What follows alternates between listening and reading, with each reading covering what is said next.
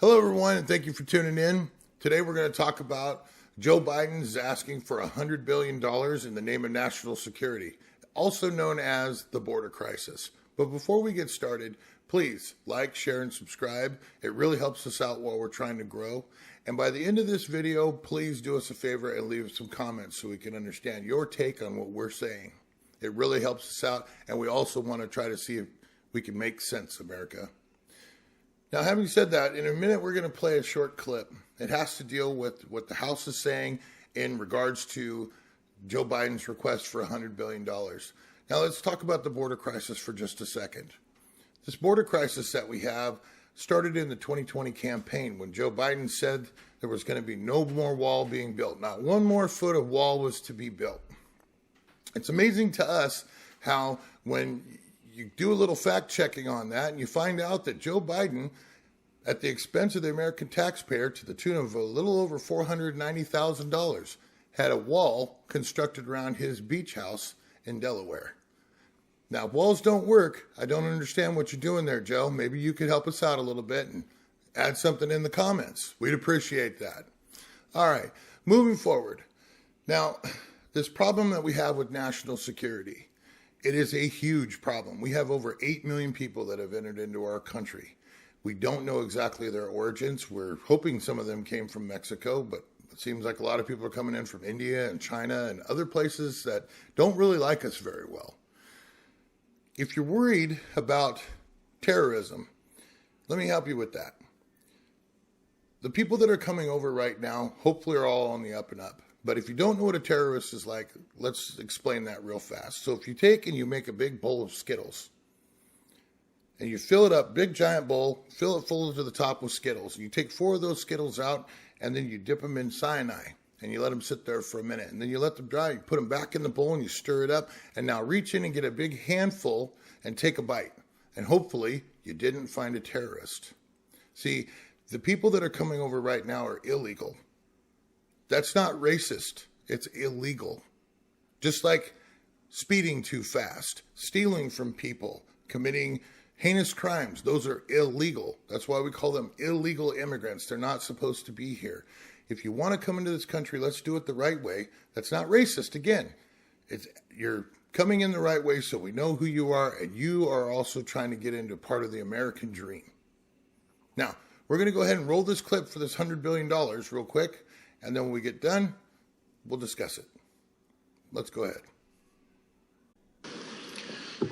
Joe Biden has requested $100 billion in the name of national security. Joe Biden has failed the first test of national security. That's because national security starts with border security. And for Republicans, our line in the sand is the Rio Grande.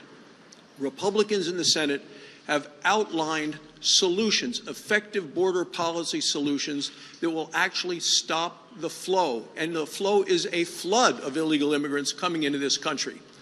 I fully support this proposal, and something like this needs to be included if there's actually going to be a deal. Without it, there is no deal.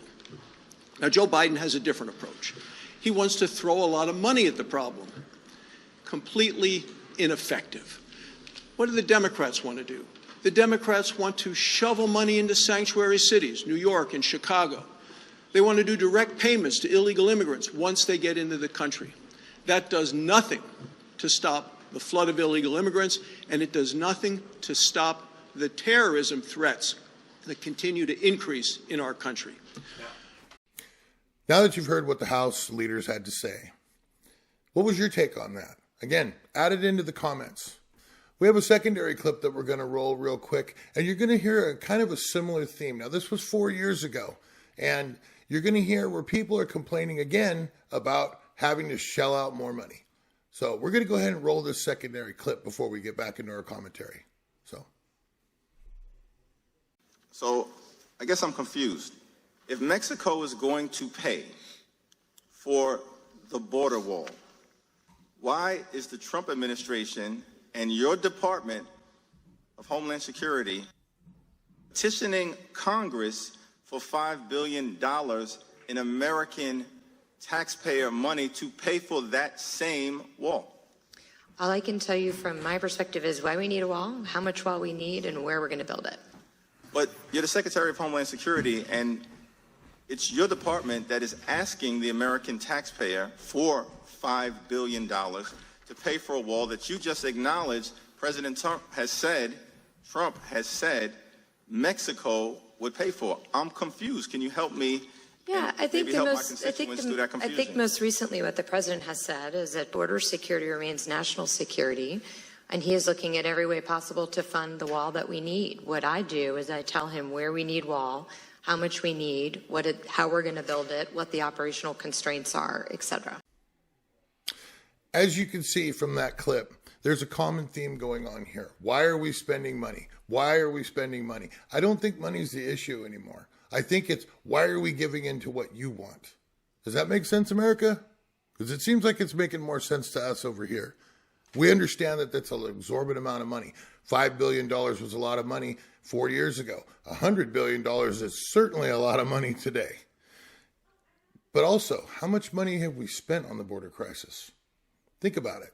All the people that have come over, that have been bussed from city to city, and all the different things that we're hearing all over the place. If you're hearing it, again, a lot of the media is not covering it, so it depends on your sources that you're listening to. We have one more clip that we'd like to play for you, real fast. It's very short. Stay tuned in. We'll be right back. But apparently there's no amount of American suffering that will result from the destruction of our sovereignty that could actually make leaders of the Democratic Party care. As is often the case with my extreme MAGA Republican colleagues, they create a fictional argument around what's happening at the border and then actually do nothing to solve the real problem. Fictional? How'd you feel about that last clip? I don't understand the use of terms when you're saying MAGA extremist. I'm still puzzled by all of that when we're actually talking about a national security issue. Now, when we say MAGA extremist, it amazes me how when everyone's out currently and they're protesting using Palestine as their backer, when there are thousands of them walking through the streets and causing damage to property and pulling down American flags and kicking at buildings and overwhelming the police, basically overpowering the police because of the size of the crowds. They're not protesting with any permits. They're just showing up, which is actually against the law. But let's go a little bit further when we get into our college campuses and we're harassing Jewish students and all these things are supposed to be okay. Is that national security? Where is that? We're doing that here at home. See, we need to get back to where we started. We need to make sense, America, and stop pointing fingers at, well, you're a Democrat, well, you're a Republican, well, I back this guy, well, I back this guy. Guess what? We have an open border right now. No other country does that. You have to check in before you can just walk in. It's the way things are done. I cannot understand why any of this is going on here. It doesn't make sense, America.